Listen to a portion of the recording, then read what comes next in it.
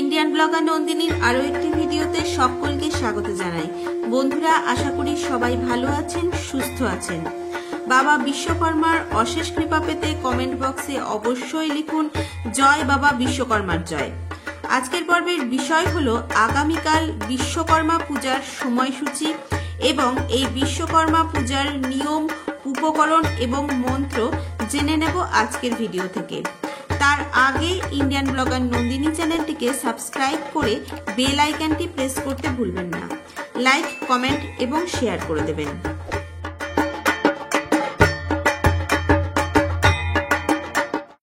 যে কোনো সৃষ্টি মানে সেখানে বিশ্বকর্মা পূজা অনুষ্ঠিত হয়, কেননা তিনি হলেন দেবতাদের কর্মকার অর্থাৎ বিশ্বের নির্মাণকর্তা।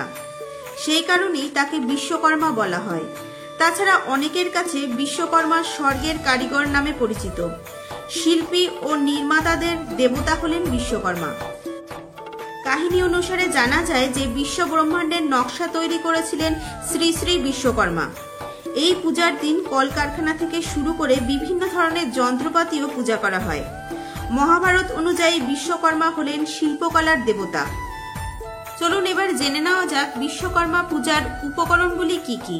যদি পুরোহিত দিয়ে পুজো করতে চান তাহলে পুরোহিত বরণ একটি, সিঁদুর, তিল, হরিতকি, পঞ্চগুড়ি, পঞ্চগব্য, পঞ্চরত্ন, ঘট একটি, পঞ্চপল্লব, কুণ্ডহারি একটি, তেকাঠা একটি, দর্পণ, 4টি তীর, ঘট, গামছা, বরণডালা, শীষযুক্ত ডাব একটি, একশরা আতপ চাল, পুষ্প অথবা ফুল, দূর্বা ঘাস, তুলসী পাতা, ধূপ, ধুনা, প্রদীপ, বিশ্বকর্মা ধুতি একটি, আসনাঙ্গুরীয় একটি, মধুপর্কের বাটি, ঘি, দই, মধু, নৈবেদ্য একটি, কুচো ফলের নৈবেদ্য একটি, চন্দ্রমালা একটি, ফুলের মালা একটি, থালা একটি, ঘটি একটি, পান, পানের মশলা, খড়কে, বালি, কাঠ, গাওয়া ঘি 1 পোয়া, পূর্ণপাত্র একটি, আরতি ও দক্ষিণা। চলুন বন্ধুরা এবার জেনে নেওয়া যাক 2024 সালে 1431 বঙ্গাব্দে বিশ্বকর্মা পূজার পূর্ণাঙ্গ সময়সূচি।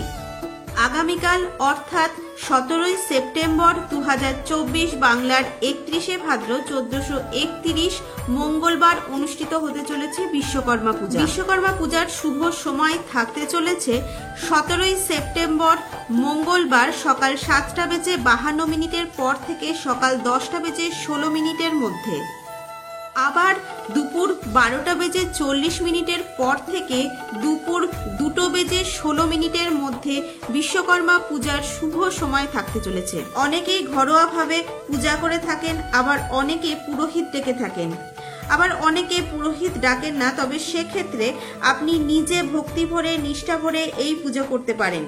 বিশ্বকর্মা পুজোর দিন দেবতাদের শিল্পী বিশ্বকর্মাকে পূজা করার জন্য আপনাকে বিশেষ কিছু নিয়ম মেনে চলতেই হবে, তবে আপনি এই পুজো সম্পন্ন করতে পারবেন। এই দিনে কলকারখানা মেশিনগুলি পরিষ্কার পরিচ্ছন্ন করতে হবে এবং লোহার তৈরি বিভিন্ন ধরনের সরঞ্জাম ব্যবহার না করাই শুভ।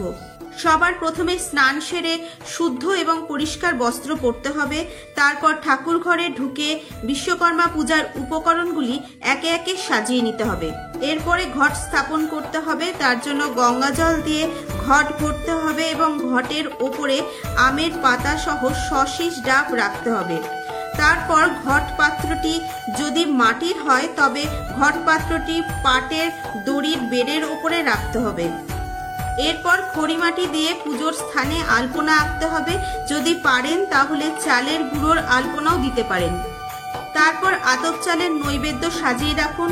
এরপর ফুল ও বেলপাতার সহযোগে বিশ্বকর্মা পূজা শুরু করুন।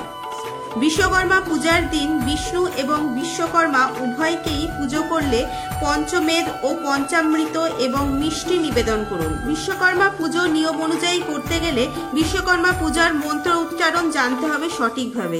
চলুন জেনে নেই বিশ্বকর্মা পূজার মন্ত্র। বিশ্বকর্মা পূজার বীজ মন্ত্র হলো বাং বিশ্বকর্মণে নমঃ। বিশ্বকর্মা পূজার ধ্যান মন্ত্র হলো ওং দংশপালং মহাবীর সুচিত্র কর্মকারক বিশ্বকৃত বিষবৃক্ষ ধ্যানান্ত বসনামাং দণ্ডধৃক। বিশ্বকর্মা পূজার প্রণাম মন্ত্র দেবশিল্পিন মহাভাগ দেবানাং কার্য সাধক বিশ্বকর্মণ্য নমস্তভ্যাং সর্বভীষ্টং প্রদায়ক। এবার জেনে নিন বিশ্বকর্মা পূজার পুষ্পাঞ্জলি মন্ত্র। ফুল, চন্দন, দূর্বা, তুলসী পাতা, বেলপাতা হাতে করে নিয়ে করজোড়ে নিচের মন্ত্রগুলি পাঠ করবেন। দেব শিল্পীন মহাভাগে দেবনাং কার্য সাধকা পূজাং গৃহাণ বিধিবৎ কল্যাণং কুরু মে সদা। প্রণাম করে বিশ্বকর্মার চরণে বা ঘটে বিশ্বকর্মার পুষ্পাঞ্জলি দেবেন। তারপর আবার ফুল, চন্দন, দূর্বা, তুলসী পাতা, বেলপাতা হাতে করে নিয়ে হাত জোড় করে দ্বিতীয় মন্ত্রটি পাঠ করবেন। আয়ুর্যশা বলং দেহি শিল্পেং দেহি শুভং মতি ধনং দেহি যশো দেহি বিশ্বকর্মণ প্রসীদমে।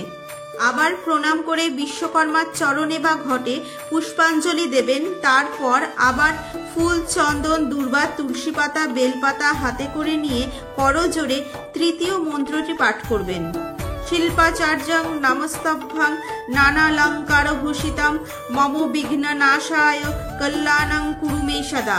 এইভাবে বিশ্বকর্মার চরণে বা ঘটে 3 বার পুষ্পাঞ্জলি মন্ত্র পাঠ করবেন এবং তারপর ভগবান বিশ্বকর্মার প্রণাম মন্ত্র পাঠ করবেন।